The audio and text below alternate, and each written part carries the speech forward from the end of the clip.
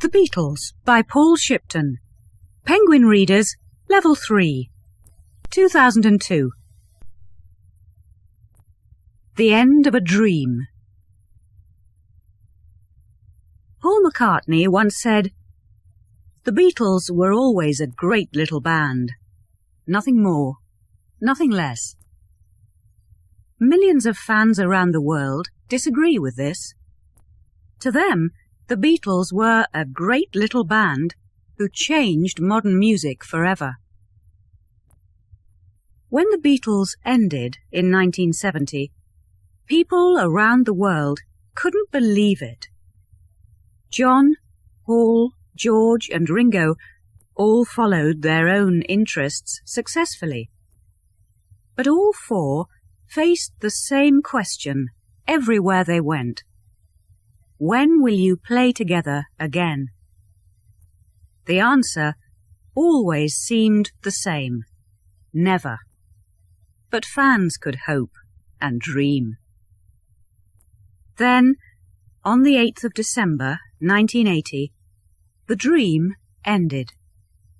John Lennon and Yoko Ono were returning home to their building in New York.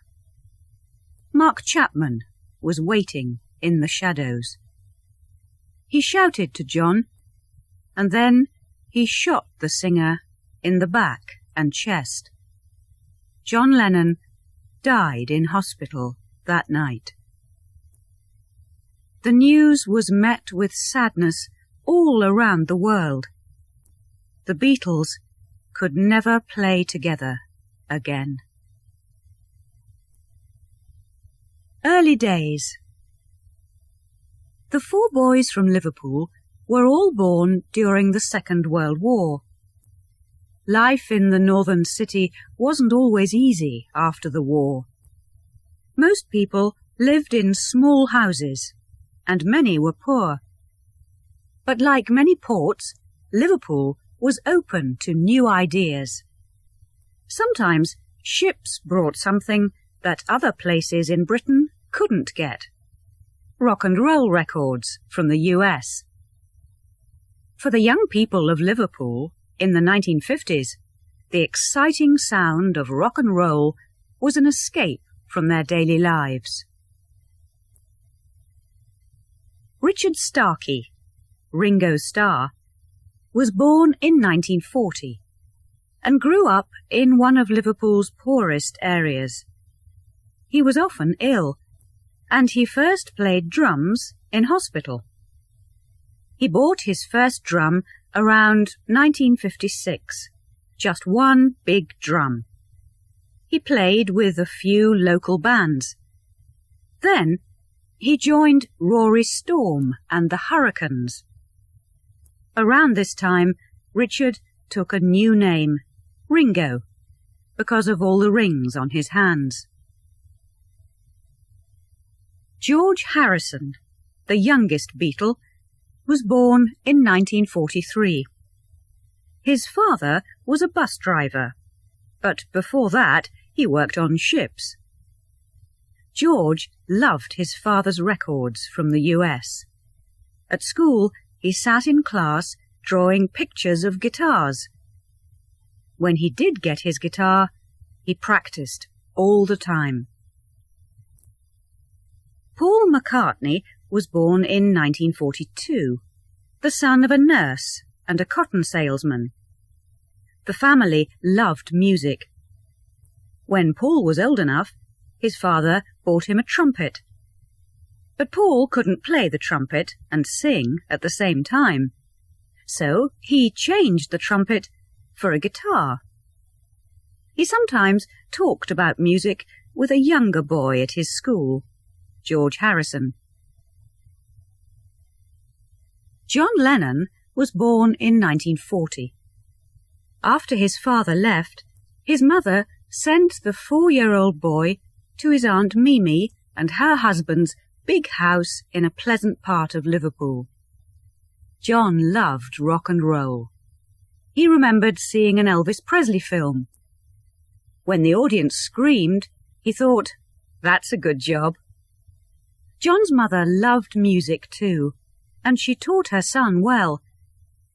He started a band, the Quarrymen. The name came from his school, Quarry Bank. One afternoon, in July 1957, a friend took Paul to see the Quarrymen at a church garden party.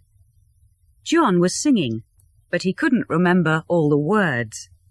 This didn't stop him. He sang new words.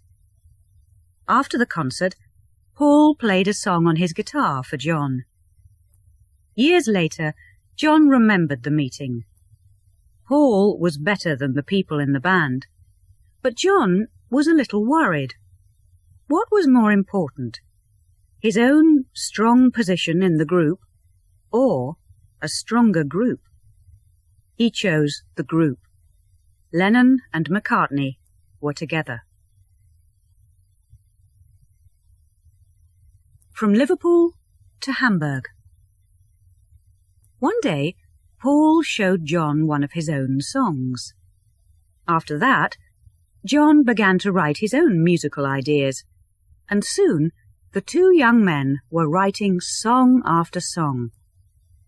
Sometimes they worked together, sometimes alone, but each of them pushed himself harder because of the other one. This was true during all the Beatles' years. Not long after Paul joined, he told John about his friend George.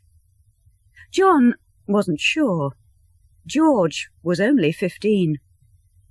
But George joined after John heard him play. They were on the top of a bus at the time. Soon John, Paul and George were playing concerts in Liverpool. But there was a problem. They didn't have a drummer or a bass guitarist. One of John's art school friends, Stu Sutcliffe, looked like James Dean, and he was an artist. When he sold a painting, the boys in the band asked him to buy a bass guitar. Stu wanted to be in a band, but there was one small problem. He couldn't play. Stu often turned his back to the crowds in concerts because of this. What's in a name? John and Stu probably thought of the name The Beatles, but there are other stories. John wrote that at 12 years old he was told the name by a little man. There was a more serious story too. They heard it in a Marlon Brando film, The Wild One. But many years later, Paul McCartney named a 1997 album Flaming Pie for the place where John saw his little man. People were starting to like the band. The Beatles got a job playing with a rock and roll singer, Johnny Gentle. They toured Scotland under the name the Silver Beatles. For a time, Paul played drums because they couldn't find a drummer. Then, back in Liverpool, they were offered another job. Bands were needed to play in clubs in the German city of Hamburg. The band said yes, but first they needed a drummer. They asked Pete Best, the drummer in another local band, and the owner of some nice drums.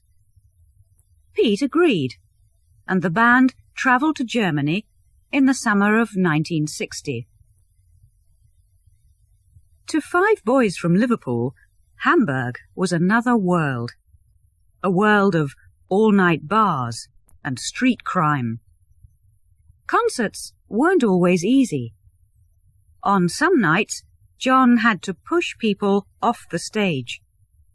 To keep audiences happy, bands had to play well for 6 or 7 hours every night. With all this practice, the band became better and better. Another of the Liverpool bands in Hamburg was called Rory Storm and the Hurricanes. The band was famous in Liverpool. The band's drummer loved to come and watch the Beatles. Sometimes, when Pete Best was ill, he even played with the band. His name was Ringo Starr. The first trip to Hamburg ended suddenly. George was sent home by the police because he was too young to play in the clubs. He was only 17. But the Beatles returned often to Hamburg. Each time they played to bigger crowds in better clubs.